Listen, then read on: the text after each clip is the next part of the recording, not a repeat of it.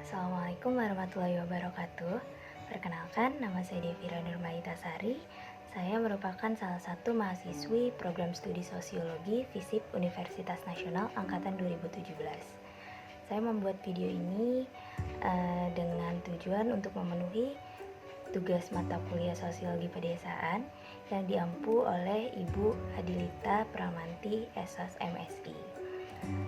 Dalam video ini saya akan memaparkan sedikit terkait materi yang disampaikan oleh Bapak Dr. Sofyan Syaf mengenai perencanaan sosial dalam desa membangun dengan judul Data Desa Presisi untuk Perencanaan Pembangunan Desa.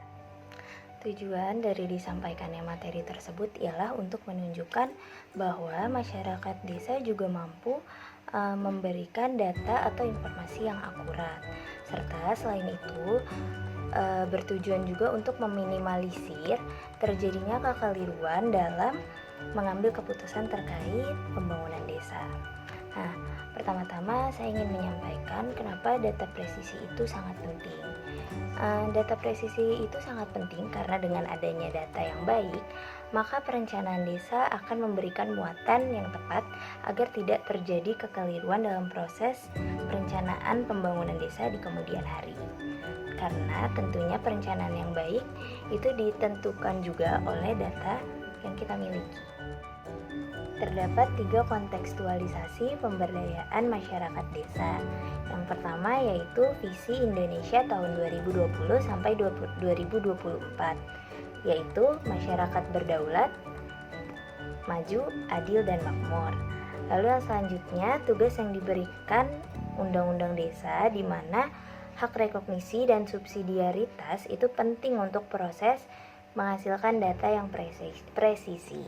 Lalu yang ketiga yaitu 5 narasi baru tentang desa, di mana hal tersebut terdiri dari desa dalam kawasan lindung dan perkebunan, peran kecamatan, kebutuhan one data dan one index desa, sistem informasi desa, dan layanan dasar. Nah, dari 5 narasi tersebut ini menimbulkan suatu indikasi yang menyatakan bahwa pemberdayaan masyarakat desa dalam konteks pengembangan kapasitas sumber daya manusia dan pendampingan ini memiliki keterkaitan yang kuat dengan hadirnya era 4.0. Nah, era 4.0 ini ditandai dengan fenomena disruptive innovation. Itu terdiri dari drone, digital technology, big data, dan lain sebagainya. Baik buruknya kualitas perencanaan desa itu tergantung dari kesejahteraannya. Nah, tapi dengan implikasinya ialah bahwa pembangunan desa tidak dilakukan dengan presisi sehingga terjadi lost target. Oleh sebab itu, agar tidak terjadi lost target dalam pembangunan desa, maka perencanaan harus terukur sehingga pembangunan terukur serta berbagai pencapaiannya dapat terlaksana dengan baik. Di Indonesia terdapat suatu program yang dikenal dengan dana desa, di mana dana desa ini ada untuk meningkatkan pembangunan di desa. Akan tetapi terdapat beberapa pemberitaan terkait dana desa ini. Nah, beberapa contohnya ialah korupsi dana desa yang meningkat namun ketimpangan masih ada, dan masih ada beberapa pemberitaan lainnya terkait dana desa. Nah, di mana berbagai pemberitaan tersebut atau fakta-fakta tersebut dapat muncul karena adanya penyebab. Penyebab tersebut terdiri dari yang pertama, warga desa dijadikan sebagai objek dalam penyusunan dan pengolahan data desa sebagai basis perencanaan desa. Padahal warga desa di sini lebih paham dan lebih tahu terkait kondisi dari desa tempat mereka tinggal. Nah, selanjutnya kurangnya kreativitas dalam pendekatan penyusunan dan pengolahan data desa. Lalu berikutnya ada minim akses data, terutama data yang bersifat spasial. Nah, data bersifat spasial ini tidak dapat diakses oleh seluruh warga desa atau seluruh orang. Hanya orang-orang tertentu saja yang bisa mengakses data tersebut. Oleh sebab itu, perlu adanya teknologi yang inklusif agar data-data ini juga bisa diakses oleh warga desa lainnya. Maksudnya seluruh warga desa. Seperti itu. Nah, yang selanjutnya rendahnya SDM aparat desa, dan yang terakhir umumnya data desa disusun dan diolah secara manual. Terdapat 7 isu strategis desa dalam Undang-Undang Nomor 6 Tahun 2014 tentang desa, di mana 7 isu strategis ini terdiri dari penataan desa, perencanaan desa, kerjasama desa, investasi masuk desa, BUMDes, kejadian luar biasa, dan aset desa. Nah, 7 isu strategis ini tentunya membutuhkan berbagai data presisi tentang peta tematik, akurasi data, partisipatif warga, transparansi, kerjasama antar desa, dan lain sebagainya.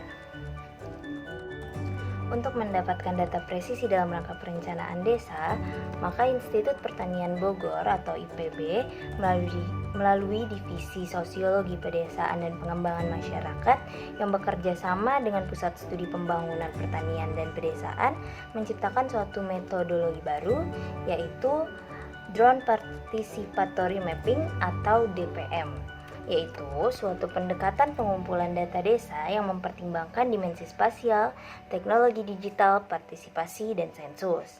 Nah, DPM ini dilaksanakan sebagai upaya empowerment untuk membangun desa presisi.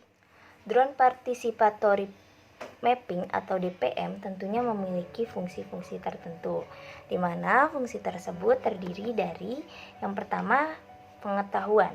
Nah, jadi masyarakat diberikan pengetahuan yang utuh agar pengambilan keputusan tidak keliru. Lalu yang selanjutnya itu tindakan. Jadi dilakukannya secara bersama-sama atau kolektif. Lalu yang terakhir itu kesadaran. Dilakukannya berdasarkan kebutuhan dan kondisi yang dialami. Sejak awal kita sudah sering kali mendengar kata desa presisi. Sebenarnya apa sih desa presisi itu? Nah, desa presisi itu merupakan desa yang memiliki ketepatan dalam merencanakan dan membangun serta menyelesaikan persoalan yang terjadi di desanya dengan berbasis data dan teknologi digital maju yang dilakukan secara partisipatif. Nah, ada siklus dari desa presisi, di mana yang pertama itu desa presisi, lalu rekrutmen warga atau pemuda sadar spasial, selanjutnya melaksanakan capacity building, lalu implementasi drone participatory mapping, lalu verifikasi data dengan warga dan aparat desa, analisis data, dan yang terakhir artificial intelligence pembangunan desa.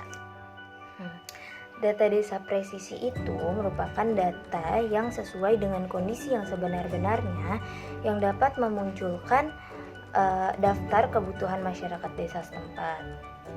Nah, sebelumnya kita kan sudah membahas terkait drone participatory mapping, di mana tentunya kita bisa mendapatkan berbagai data dari metode tersebut yang dilakukan dengan cara menggunakan citra drone. Nah, data apa saja yang bisa didapatkan? Itu misalnya seperti peta topografi, peta infrastruktur desa, peta penggunaan lahan, peta kepemilikan rumah, seperti misalnya apakah rumah tersebut milik pribadi atau mengontrak atau menumpang di rumah orang tua atau kerabat, lalu peta jenis pekerjaan, peta pembuangan sampah, dan data-data lainnya lagi.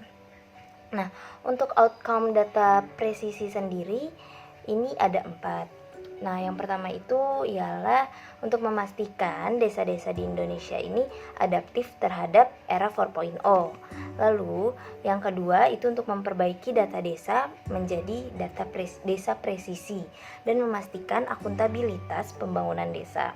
Yang ketiga, untuk membuat perencanaan pembangunan desa yang menjadi presisi. Dan yang keempat, data presisi sebagai basis aplikasi Precision Village, di mana hal tersebut diharapkan ke depannya perencanaan desa dapat didukung oleh informasi presisi dan aplikasi yang dapat menunjang untuk membangun perencanaan desa yang tepat. Selanjutnya ialah terkait contoh kasus atau fenomena mengenai desa presisi. Di sini saya mengambil contoh dari sebuah jurnal yang diterbitkan oleh Institut Pertanian Bogor dengan judul Pengaruh Adopsi Teknologi PHSL atau Pemupukan Hara Spesifik Lokasi Berbasis Pertanian Presisi terhadap Pendapatan Petani Padi di Desa Jembungan, Kabupaten Boyolali, Jawa Tengah. Nah, dalam jurnal ini dijelaskan terkait pengadopsian teknologi PHSL berbasis pertanian presisi dan bagaimana pengaruh yang diberikan bagi petani desa setempat. Nah, meskipun petani di desa Jembungan ini masih belum bisa secara maksimal untuk mengadopsi teknologi ini karena beberapa faktor seperti aspek operasional, teknologi informasi dan sosial budaya yang belum sesuai dengan kondisi petani setempat. Namun teknologi PHSL ini telah mampu meningkatkan produksi padi dan juga pendapatan dari petani desa setempat. Oleh sebab itu, perlu diadakannya penyuluhan lebih lanjut lagi terkait arti penting meningkatkan produktivitas padi dan pembangunan pertanian berkelanjutan, sehingga kedepannya para petani ini bisa lebih merespon berbagai inovasi terkait hal-hal tersebut. Nah, hal-hal tersebut itu merupakan tujuan utama dari diperkenalkannya aplikasi HPSL. Jadi, berdasarkan pemaparan sebelumnya, menurut saya sangat penting bagi kita untuk mempelajari terkait data presisi perencanaan pembangunan desa.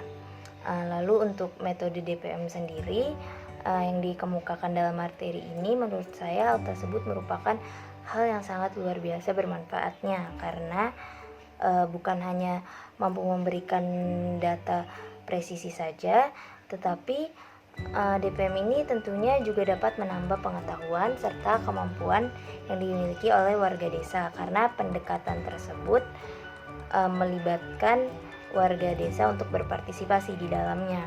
Nah, sedangkan keuntungan bagi saya ataupun bagi kita ialah dengan mempelajari hal ini kita bisa lebih tahu, lebih paham bahwa data presisi untuk perencanaan pembangunan desa itu sangatlah penting gitu.